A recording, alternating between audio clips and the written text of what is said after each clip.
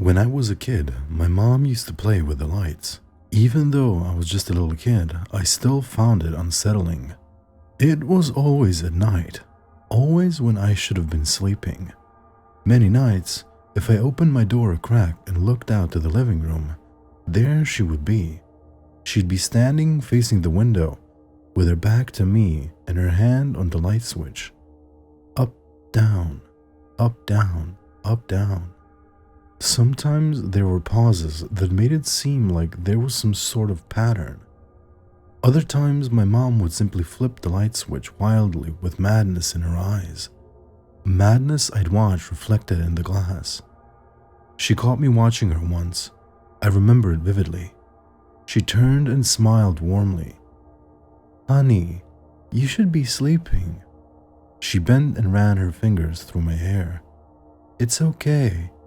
Go back to bed, sweetheart." But I knew that whatever it was far from okay. I was an only child, and it was just the three of us. My mom and dad moved a lot when I was growing up, but this slowed around the time I turned 9. That's when mom got her own special room. When dad stapled dark squishy styrofoam to the walls of the spare bedroom. We'd moved to some dizzyingly high apartment building, 30 stories up or more. Looking back, the walls were water-stained and roaches ran when you turned on the lights. But to 9-year-old me, it was a palace where my ears popped in the elevators. I mostly remember my mother as being sweet, while I always remembered my father as a silently furious man. It was as if he held his entire body white-knuckled. Teeth and muscle alike were held so tight, I wouldn't be surprised to hear them crack or tear. There were a lot of things that stressed Dad out. One of them was Uncle Damien. He'd only come when Dad wasn't home, and he and Mom would whisper at the kitchen table. A couple of times, Dad had found out that Damien had been over. He got somehow even madder than his resting rage and tore into my mother with a fury. Then there was the murder. I blamed myself for a long time. The signs were there, but as you'll come to see, what was a kid to do? My mom was black and blue, but still. The police station smelled of brewing coffee and the musk of wet human. My nostrils flared as I folded my umbrella and stomped my boots on the black entrance mat. Luckily, I didn't have to wait. As soon as I said my name at the counter, a detective ushered me around the corner and into a well-lit office. He shut the door and we both sat. "I've got it right here," he said, as he pushed over a pink journal. There was a brass clasp where it looked like a little lock had been sawn away. Rachel McCann's diary. I reached toward the notebook, but paused. "May I?" He nodded. "Go to where it's dog-eared. That's where it all starts." I did as he said, and I read. March 24th, 2008. Someone in the Williams building is flashing their lights at night. I saw them flashing 3 nights ago and again tonight. I told Daddy, but he didn't see it. He missed it. He says it's probably just a kid like me messing around, but I don't think so. 10:12 p.m. Both times I've checked the time when the lights were flashing, and it was 10:12. If there are 1400 minutes in a day, the odds of that happening twice are 1 in 1400, or something like that. Daddy thinks it's just a coincidence, but he hasn't even seen them flash. March 25th, 2008. They're flashing right now. As I write this, the Williams building towers over our house, but I can still see someone standing in front of the window as they flash the lights. It's 10:30 and the flashing has stopped. It didn't start at 10:12 tonight, so maybe Daddy is right, but I don't think it's a kid. The person I saw looked like a grown-up. Daddy said the flashing could be some kind of code, like Morse code. He's not curious about the flashing like I am, but he said he'd still teach me to understand code. March 29th, 2008. Morse code is not that hard. The dots are when the lights flash, and when they stay on for a pause, that's a dash. I realized watching videos that the flashing in the window might be too fast for me to understand though, but I think I know enough to at least tell if the flashing is actually code or not. Now I'm just waiting for the lights to flash again. It's been 4 days and no flash. The next entry didn't have a date. It started with a series of dots and dashes. Morse code, I realized. There are 3. It's been flashing, and I know what they're saying. I couldn't get it all, not even close. It flashes too fast, but I got the end. They said in the code that there are 3. I'm trying to figure out what that means. Maybe it means they're being held prisoner by 3 people? I think it might be someone that needs help. They're sending Morse code and I'm the only one seeing it, but I haven't seen the signal for SOS.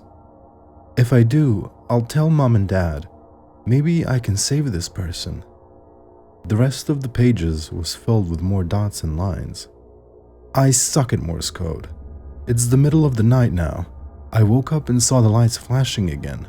I tried to write the flashing as Morse code, but it must be wrong. It's going too fast. The words are... The writing stopped and continued on a line below. I'm not a scaredy cat, but it's late and something is wrong. I heard a shout downstairs. I can't bring myself to leave my room. I'm hiding under my bed like a little girl. I can still see from here. The lights are flashing slower. The message is repeating. There were more dots and dashes. The ink was smudged as if Rachel had been writing furiously. This can't be right. The flashing lights, they're not in trouble. They're talking about me. She's under the bed. That has to be about me. The lights aren't flashing anymore. The person at the window, they're just staring at me now. There must have been a pause before the last sentence was written. The words were separated from the rest of the text. Small and written slightly sideways, it read, "That's not Daddy's voice." I leaned back and shivered. The detective spun the journal on the desk, so it faced him. We interviewed the occupants of every south-facing apartment in the Williams Tower, but we found no leads. You're saying your mother would frequently flash the lights? I ignored him, lost in my own head. What happened to the girl? I asked.